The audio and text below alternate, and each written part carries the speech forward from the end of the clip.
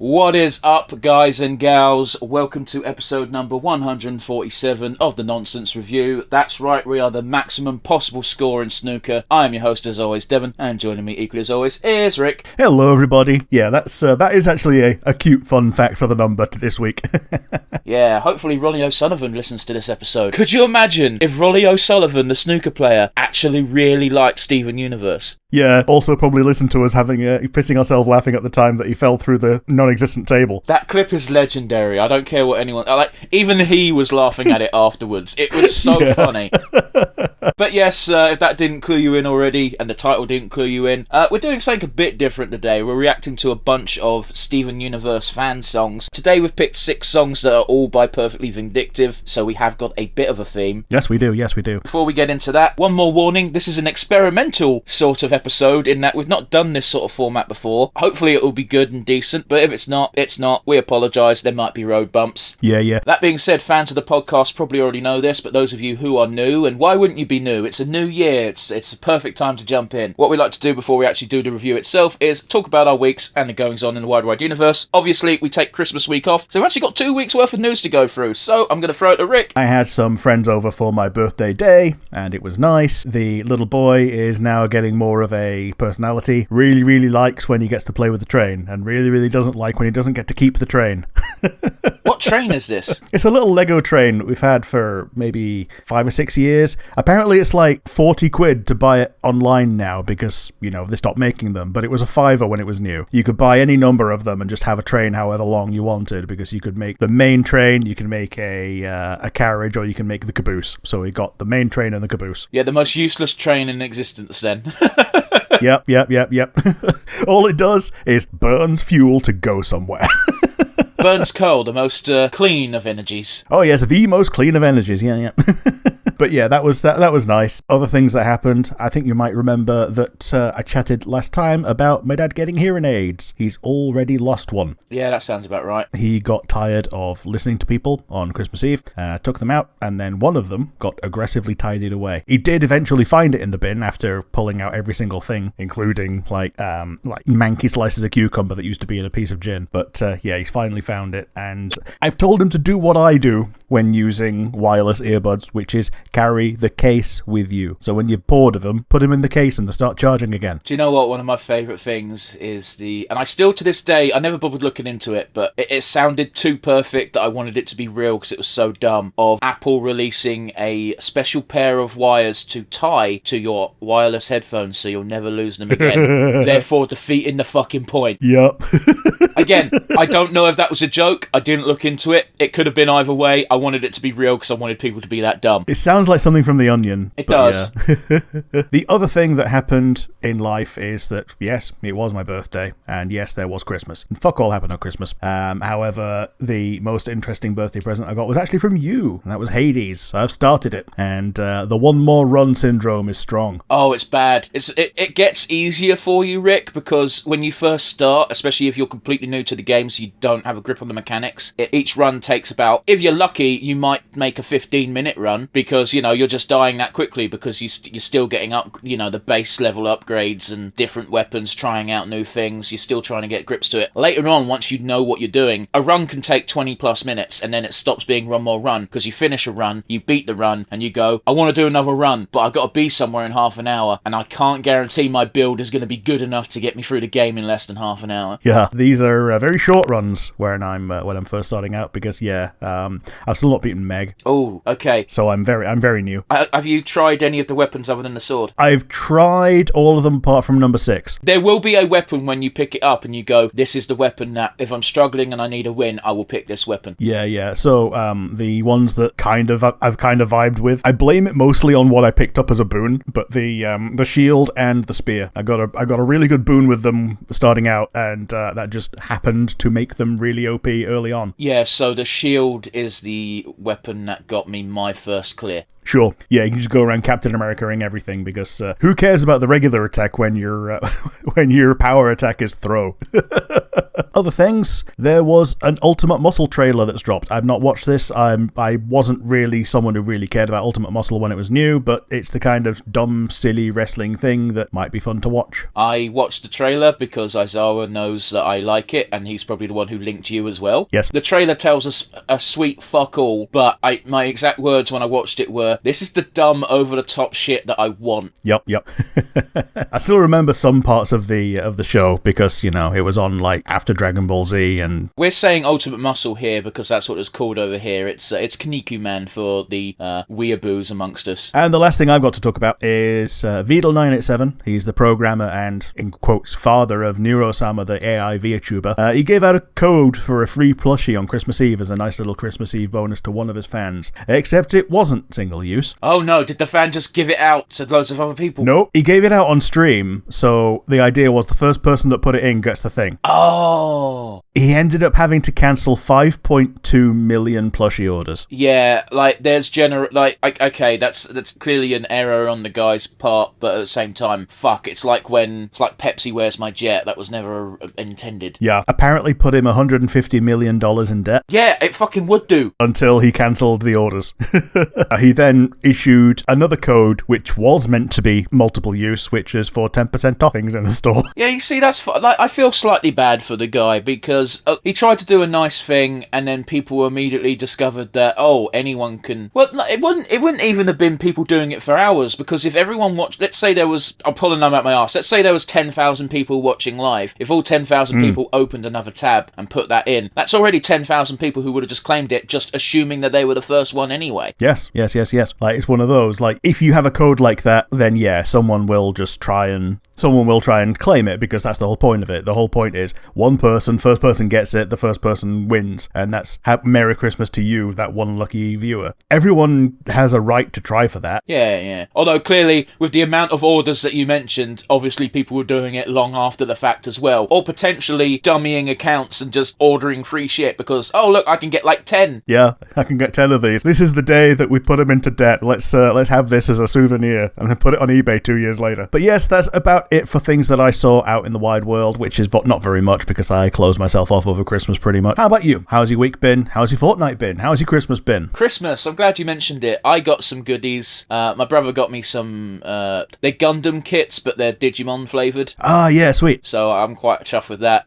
My favourite gift, and I don't like saying that because I don't like ranking gifts because it feels scummy, but my favourite gift is I got a 3D printed, and a really decent quality one at that, replica of Baylor's lightsaber from Ahsoka. Ah, yeah, okay. Yeah, so it's just a hilt. I've got it on the display, but it comes attached to a little metal chain, so it's quite clearly meant to be a cosplay prop. Yeah, sweet. I saw that you posted a picture of this in the group chat, and it looked neat. I didn't know that it was 3D printed, but it makes sense, seeing as how recent it was, kind of. I assume it's 3D printed. It's very light. It doesn't feel like it's made of metal. Sony had their winter sale, so I bought the expansion to Romance of the Three Kingdoms 13, which tries to make the game more like Romance of the Three Kingdoms 8, and boy, does it not succeed at that. But it's still fun. Okay. If you want to talk about One More Turn, fuck me, I have a real issue with that game.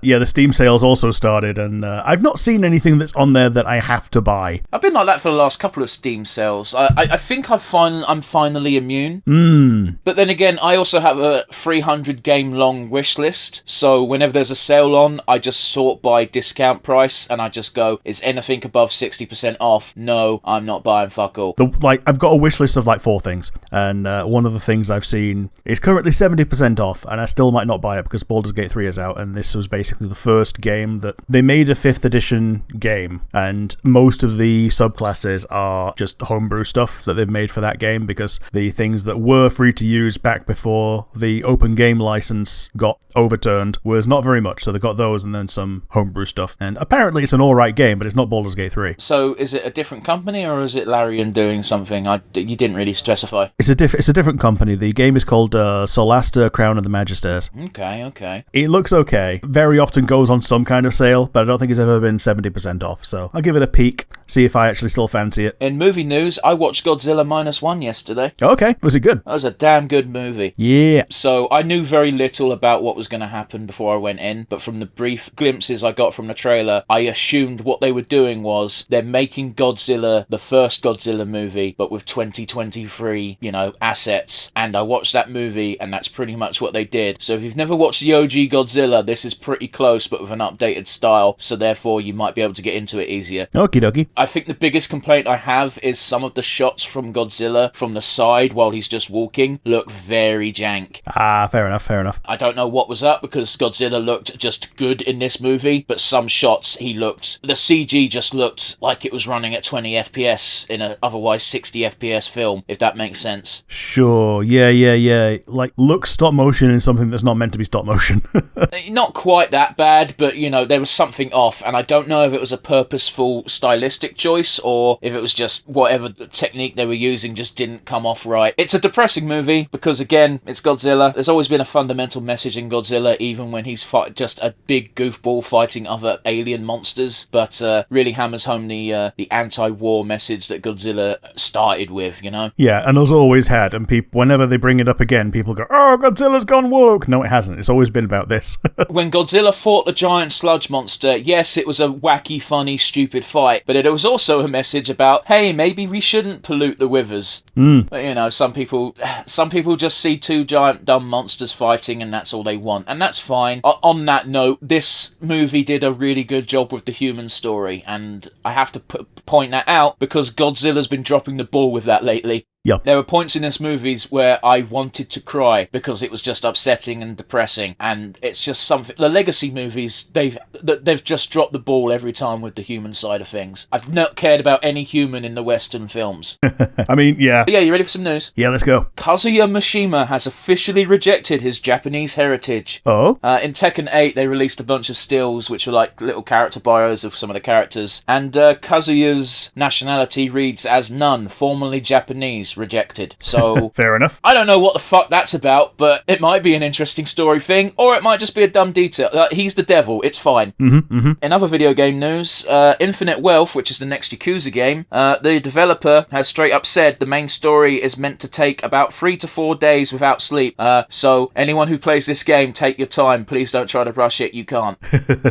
Fair enough. I don't know if the developer's being hyperbolic, or if he's just, I don't know, if he's telling the truth, but that's a lot of fucking game if it's true. Yeah, like, power to him for releasing something long and enjoyable if it's true. And that's just the main plot.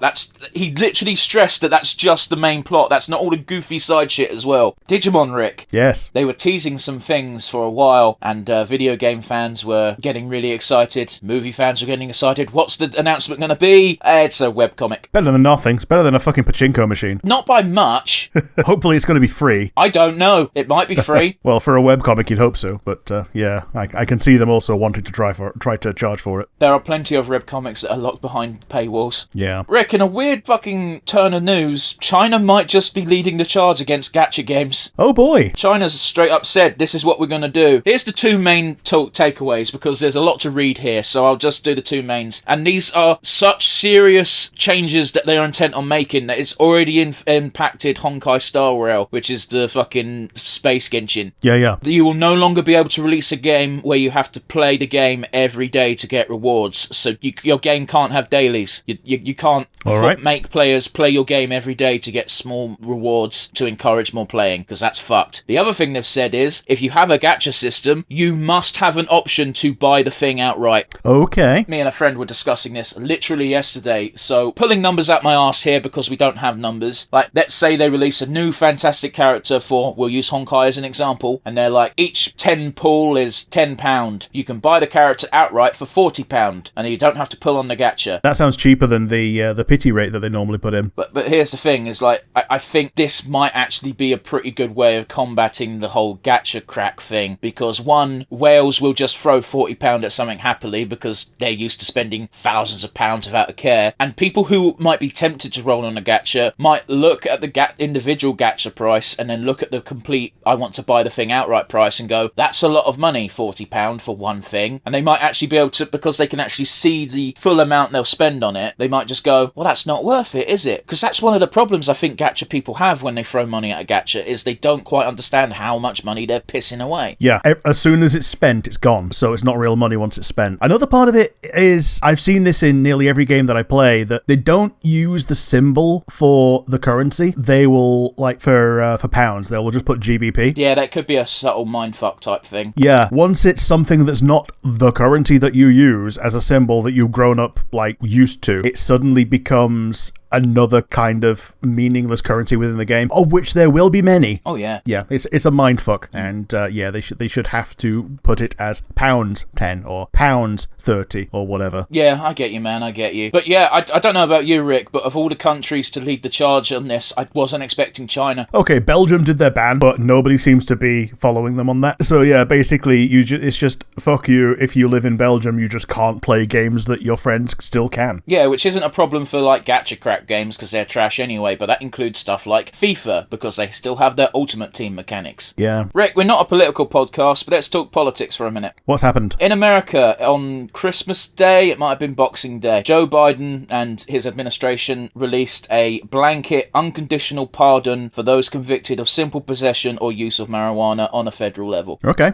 sounds good. So, essentially, and I've not looked into this in depth, so I could be wrong, and I apologise if I am. To my understanding, that means up until that point, if you are in jail or prison because of, and by the way, very much stressing simple possession, so if you had enough for personal use, but, you know, that's enough to get you jailed in some states. Obviously, if you had possession with intent to distribute, to deal, is, yeah. you know, a different charge, and, you know, if you're distributing large amounts of marijuana, chances are you're probably distributing other things, and that's a whole fucking grey area, so I understand them not wanting to touch it. But as far as I understand, if you've been done for using it or having it on you in a small enough dose that you're clearly not a dealer, that's it. Your sentence is done, because marijuana's legal in a lot of places in America at the moment. Yeah. Hopefully this also counts for people who've fallen afoul of 3 strikes because of this. Ooh, I think that's going to be one of those grey areas they have to look into. I don't know. Yeah. On the other side of the political spectrum, Rick, Trump smells. Does he?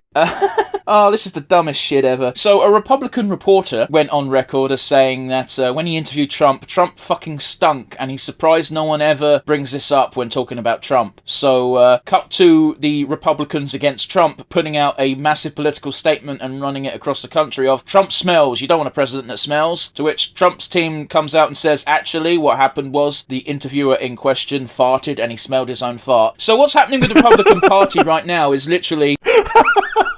Quite literally, someone's just gone, Trump smells, and Trump's defence is, whoever smelt it, dealt it. Oh, shit, you can't make this up.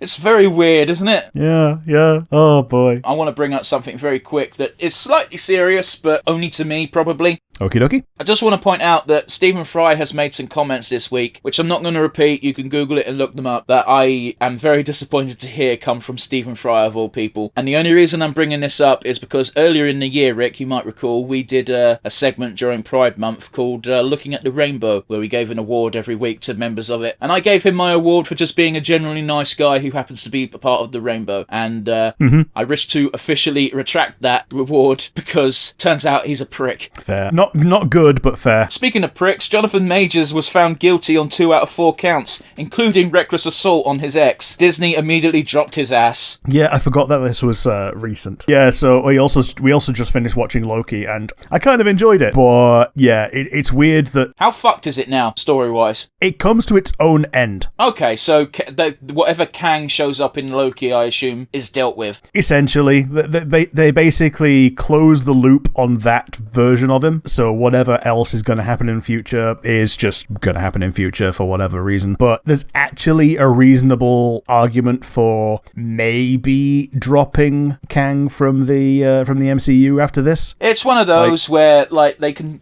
do it either way. Realistically, they can have Kang played by a different actor, and it's a different variant, and he once again killed all the other Kangs because he's so good, or they can just drop the storyline. They have to address it to a certain point because of the way they did fucking Ant-Man and the Wasp. Yeah, the ending scenes in Ant-Man and the Wasp are what kind of gives credence to more Kangs, but it's possible that the way that they dealt with it actually has dealt with all of them. I suppose it's...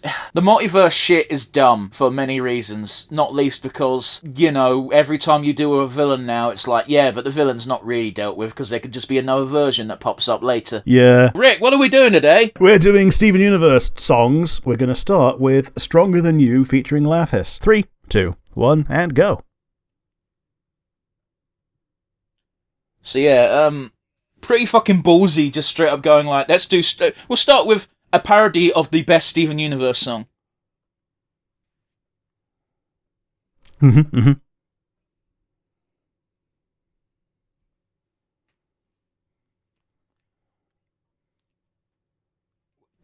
This is going to be a bit awkward because we're mostly going to be quiet.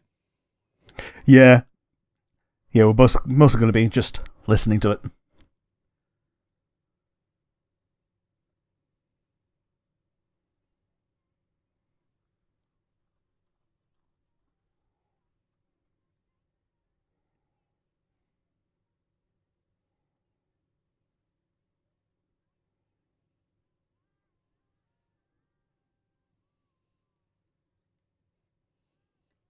What the fuck was that word? Lalu? Oh, Valor. Valor. Okay. Here's the problem is I thought she started saying love because of the original lyrics and then turned into blue. Yeah. Lalu. Yeah.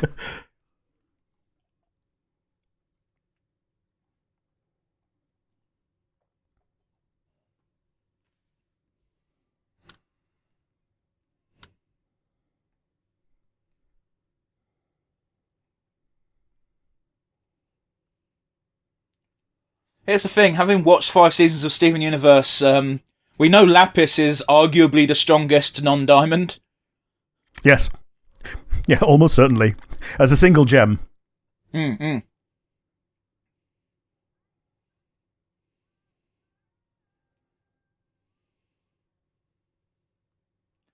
the chorus sounds a lot better when you know what words she's singing.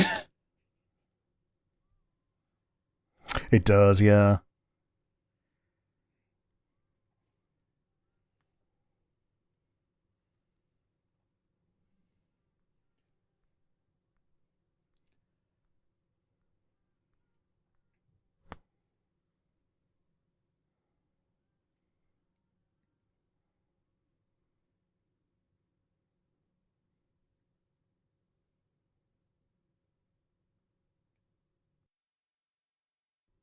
So yeah, that was that. We got told by the person who requested this that most of the songs by Perfectly Vindictive can just be slotted into the show, timeline-wise. I'm going to assume that was meant to be probably during the wedding, right? Just when she starts confronting the diamonds? Maybe so. Maybe as a fuck you to Jasper, when Jasper comes all crazy X and tries to... I think we've got that one coming up in a minute.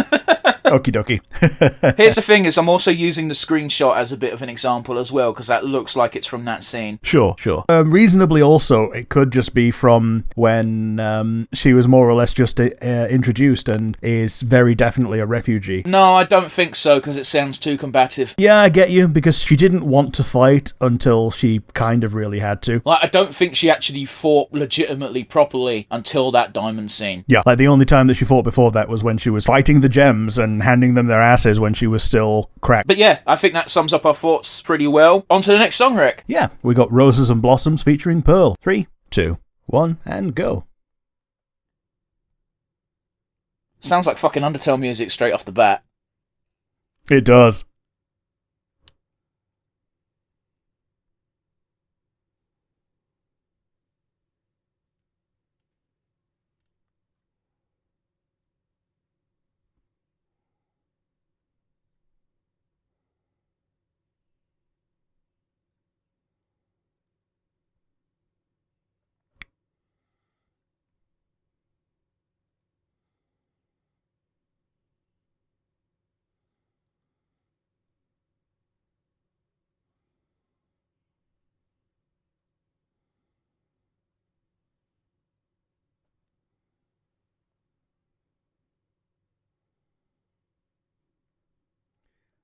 being quiet in this one because I think it's a more original. Mm.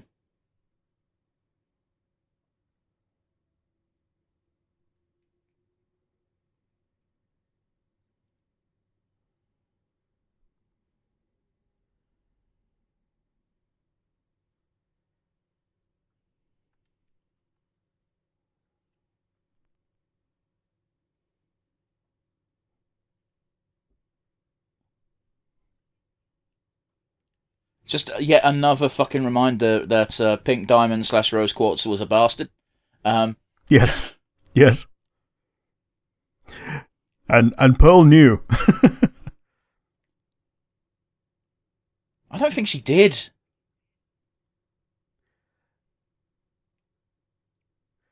Like, I think at least some of it she knew. I don't think she ever expected Rose to love anyone other than Pearl. Even though, as viewers, objective viewers, we could always tell that Rose never had real feelings towards Pearl, I don't think. Maybe not. She had feelings towards Pearl like that a person might have towards a puppy. Yeah.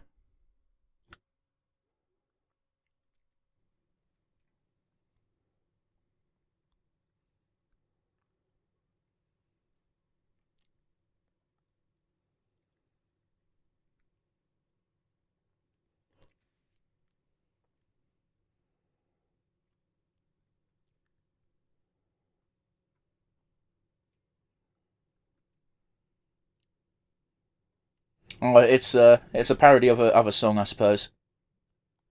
Okay. Boats and birds. Was that the artist of the original? I really don't know. So here's a fun thing, guys. When I'm editing, I clap.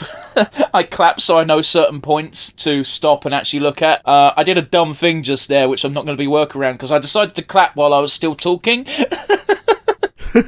So I'm not going to be able to fucking cut it out because I'm an idiot. For me, it actually cued one of the ones that we not got planned for today. It's Hear Me with from Lapis. So I'm going to listen to that after we've done today. Oh yeah, fair do. And that one does seem to be within the prison that is Malachite. But yeah, what did you think of Roses and Blossoms? It was very somber. It took me more time to kind of get into the song, not having known the original. Because with the last one, you knew how it was going to go. You just needed to know how Lapis would change it. You know what I mean? Yeah, I get you, man. So yeah, this one, you kind of had to just... I'm not saying I wasn't paying attention to the other one, but you had to pay attention to both the composition and the message. But yeah, how about you? What do you think? I think it was a bit ambitious trying to get both themes in there for Pearl, where it's like, I am your guardian, your shield, but I also really want to be your lover. It's one of those where, like, I think it did a reasonable job with what it set out to do. I just think it was a bit too much crammed into too little time. I don't know what I'm trying to say. I'm not a music guy. Neither are you, Rick. So this might be a theme throughout the episode. Yeah. But yeah, what's next? Next is, well, speaking of the prison that is Malachite, it is Giant Woman with Lapis and Jasper. 3, 2, 1, and go.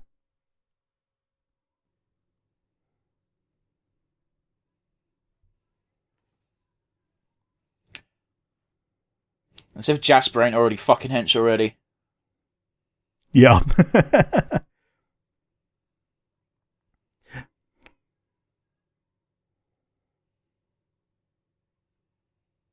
Man, I forgot how fucking awful this scene was.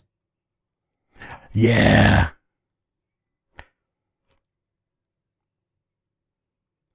I'm going to use you to fuck 'em up, my pretty.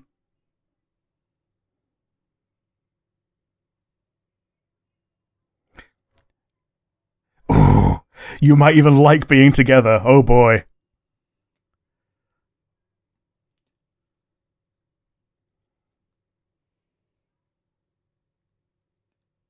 It's a nice twist of the song, because the original song's about, it's quite upbeat, because obviously it's Amethyst and Pearl doing it, and they want to do it. Mm-hmm. Going all a cappella's a bold move.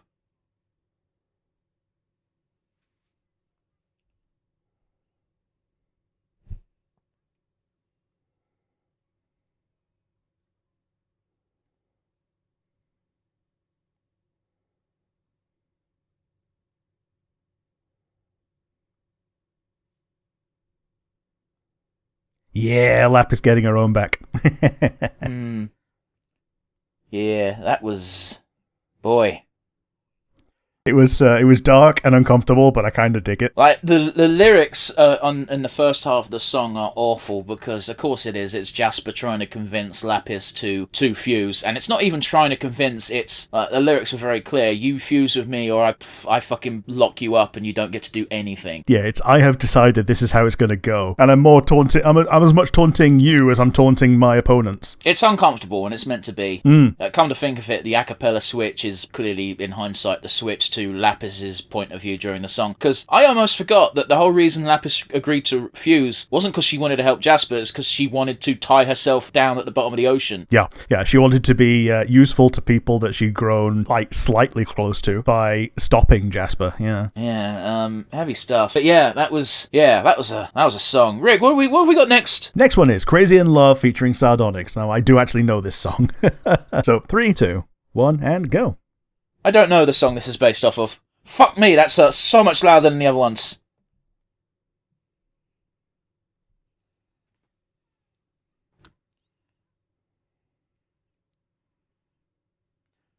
I'm very sorry, we will be talking. I am vaguely familiar with this beat. It's banana. I'm sorry, we're just going to ignore Sexy Pearl. Well, it's Pearl and Garnet doing the sexy dance to make Sardonyx.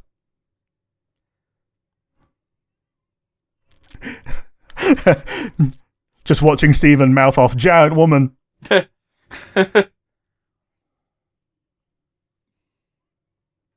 Oh, I do know this song this is based off of.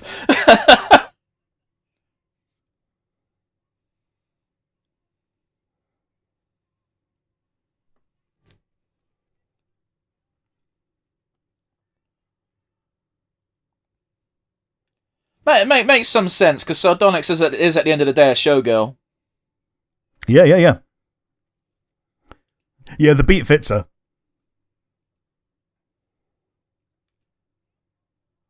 Again, this is one of those awkward moments watching it in hindsight, because it's like, yeah, they're all happy and they're chuffed and they're excited about all this, and then we realise that Pearl was a real fuck during this saga. Yeah, it takes a lot to essentially redeem Pearl in a lot of fans' eyes after this.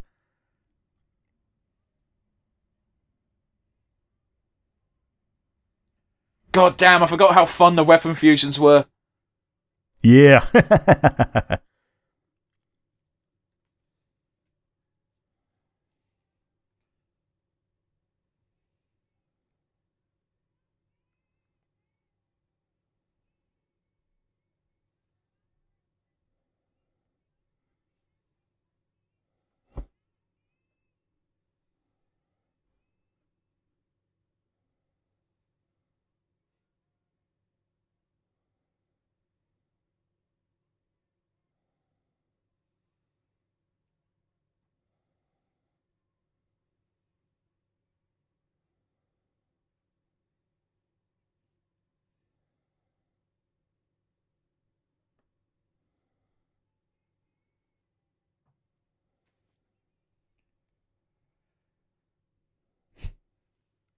Fuck, I hate Lion. Yeah,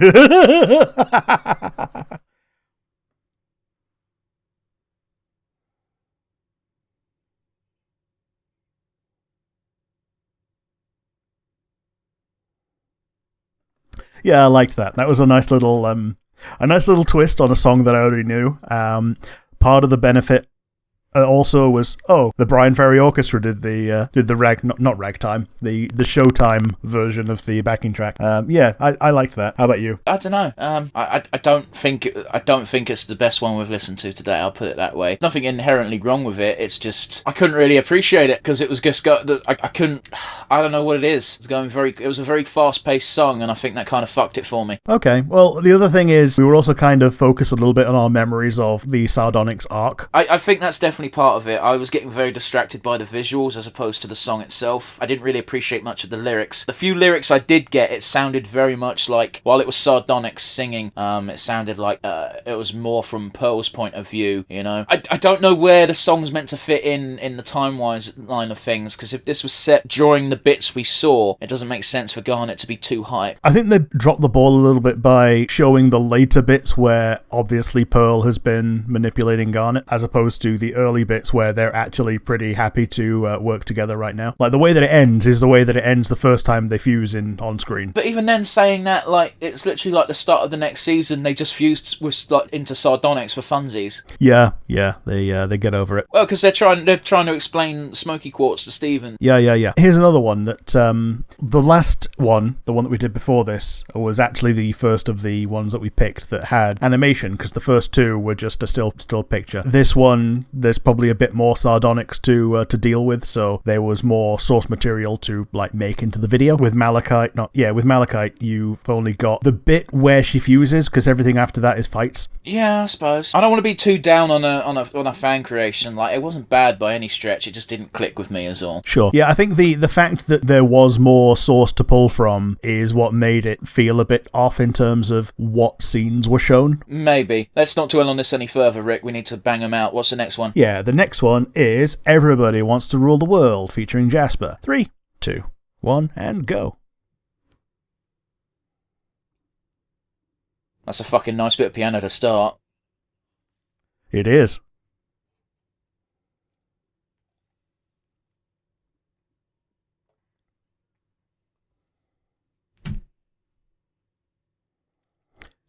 I don't think I know the original from this.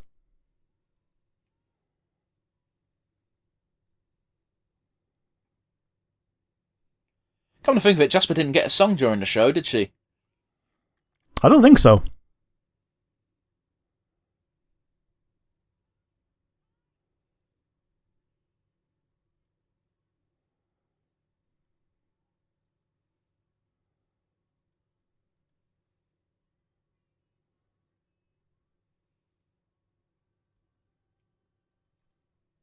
I will say I do prefer this type of singing. Yes.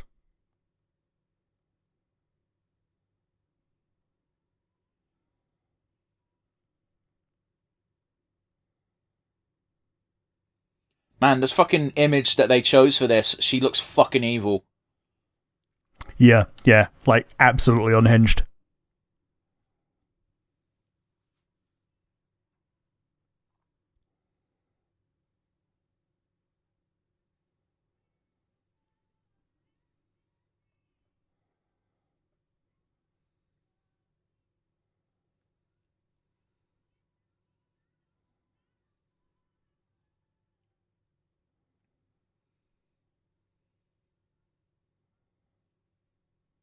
I've got to assume there's a song that just has that name that it's based off of. I'm pretty sure, yeah.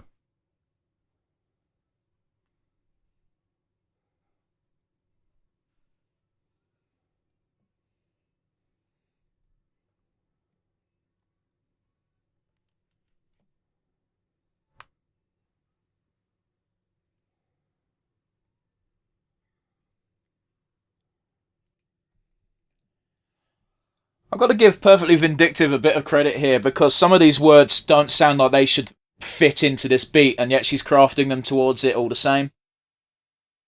Yeah, totally. Again, not a music guy, I could be talking complete shit. Well, sung and written Yeah, the by, first one... so it seems to be an original track. Yeah, okay, fair enough. Oh no, Everybody Wants to Rule the World, composed by Lord... Okay, yeah, that's a big name. What do you think? I liked that one. It was, like you say, it fits the singer, and it fits the somberness of Jasper being a total shitheel pretty well. How about you? What do you reckon? I mean, I'm trying to place where in the series this song would have been sung, and I've got to assume probably at some point after Malachite Malachite, isn't it? Not Malachite, fuck. That sounds like an insult that they would use if it was an 18. Well, like a 12 or whatever. I said Malachite because it's a CH, so in my brain that must. English is a weird language, all right, and I'm native. I assume it's after Malachite's been dealt with, and Jasper's just in the wild, fucking brooding before she encounters the gems again. That's where I'd place it, I think, mentally. Okay. But I think it there's a lot of words being used, and they're all violent words like devastation, which is specifically the word I heard where I went, that shouldn't work in this flow. But it did.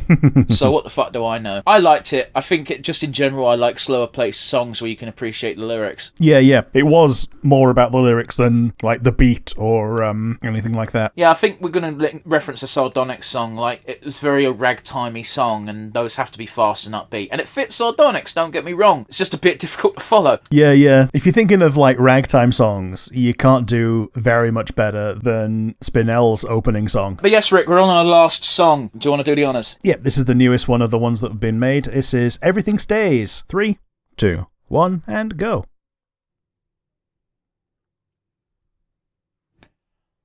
We actually heard a Yellow Diamond song not too long ago, and Perfectly Vindictive's doing a good job of sounding like Yellow Diamond. Yeah. Except I think she's trying to be Peridot. Hard to tell. Yeah,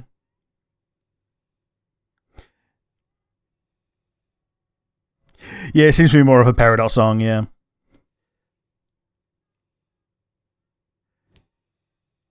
So weird seeing Garnet threatening to punch a bitch. Yeah, a little behind the scenes as well. When we were setting these up, I forgot the name of Yellow Diamond, and I was like, this Lemon Diamond.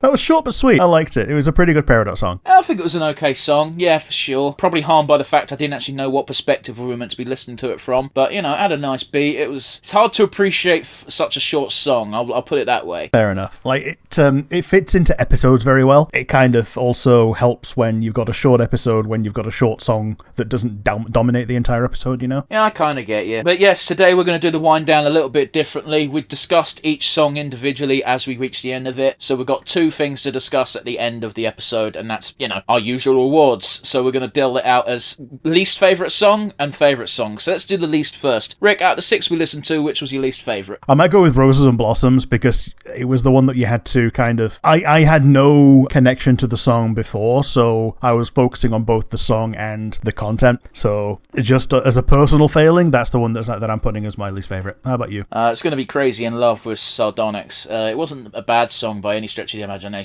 It just failed to grasp me. I was getting distracted by all sorts of things.